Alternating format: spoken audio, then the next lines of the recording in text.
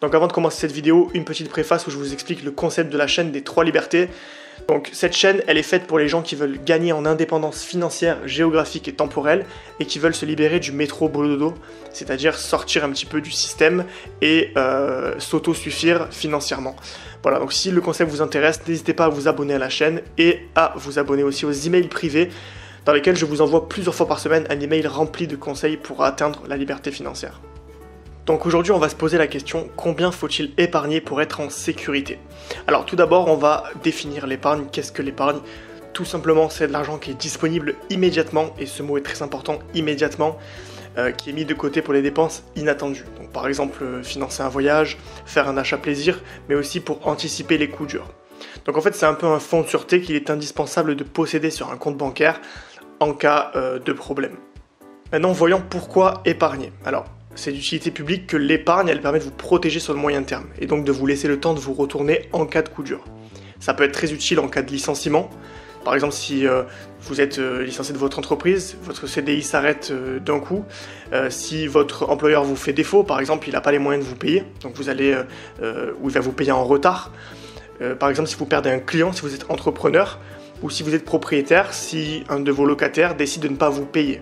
Donc en cas de coup dur, ça peut être très utile d'avoir de l'épargne, c'est même indispensable pour faire face aux problèmes de la vie.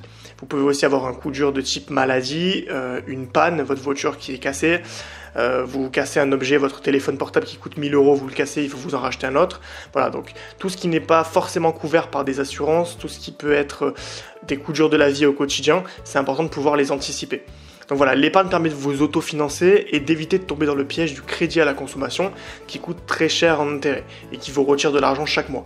Beaucoup de gens pensent toujours à emprunter pour pouvoir financer leurs projets, donc par exemple organiser un voyage, financer des études pour leurs enfants ou créer une entreprise et vivre sur leur épargne. Tout ça c'est des choses qu'ils pensent pouvoir emprunter, sauf qu'en fait ils peuvent eux-mêmes créer leur fonds d'emprunt, si je peux dire ça comme ça, qui leur permet finalement de voir venir la vie sans se prendre la tête, sans toujours être dans la recherche de financement et de le faire soi-même.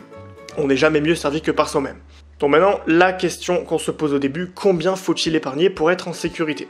Alors idéalement, chaque mois, ça serait d'épargner 10 à 15% de vos revenus mensuels. Donc par exemple, si vous gagnez hypothétiquement 1000 €, vous devez épargner 100 € par mois. Si vous gagnez 2000, vous devez mettre 200 € par mois. Voilà, ça c'est un minimum. Si vous pouvez mettre plus, évidemment, c'est mieux. Mais l'idée, c'est pas d'avoir une épargne qui ne s'arrête jamais, bien au contraire. Votre épargne totale, donc disponible immédiatement, c'est très important d'insister sur le terme immédiatement, devrait atteindre approximativement 3 à 4 fois votre revenu mensuel. Donc par exemple, si vous gagnez 2500 € par mois, vous devriez vous arrêter à une épargne de 10 000 €. Pourquoi 3 à 4 fois? Parce que c'est ce qui a été, on va dire, convenu par les experts pour dire finalement que 3 à 4 fois, c'était une bonne sécurité, ça permettait de voir venir en cas de problème, ça permettait de se retourner, de retrouver un travail si on le perdait, de retrouver un client si on perd un client, de faire les démarches pour virer un locataire si votre loyer n'est pas payé. Donc voilà, c'est vraiment un fonds de sécurité qui vous permet de tenir pendant un moment et pas vous retrouver à la rue du jour au lendemain. Voilà, donc au-delà des 3 à 4 fois votre revenu mensuel, investissez en bourse ou constituez un apport pour de l'immobilier. Donc c'est inutile d'avoir plus de 3 à 4 fois votre revenu mensuel, tout simplement parce qu'après c'est de l'argent dont vous n'aurez probablement pas l'utilité.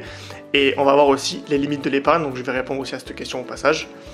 Donc quelles sont les limites de l'épargne? Alors déjà le taux rémunérateur est très faible, donc 0,75%.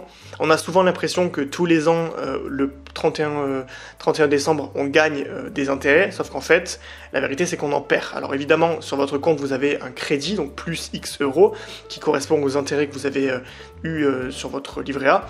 Le problème, c'est que le taux rémunérateur du livret A est très faible, et au final, l'inflation, le taux d'inflation qui augmente chaque année, est toujours, très souvent, supérieur au taux rémunérateur du livret A. Ce qui veut dire que chaque année, quand vous gagnez par exemple 200 € grâce à votre épargne ou 500 €, au final, votre argent a perdu de la valeur, l'euro a perdu de la valeur, et du coup, vous perdez de l'argent au final. Même si vous gagnez 500, au final, vous avez perdu peut-être 200 au passage.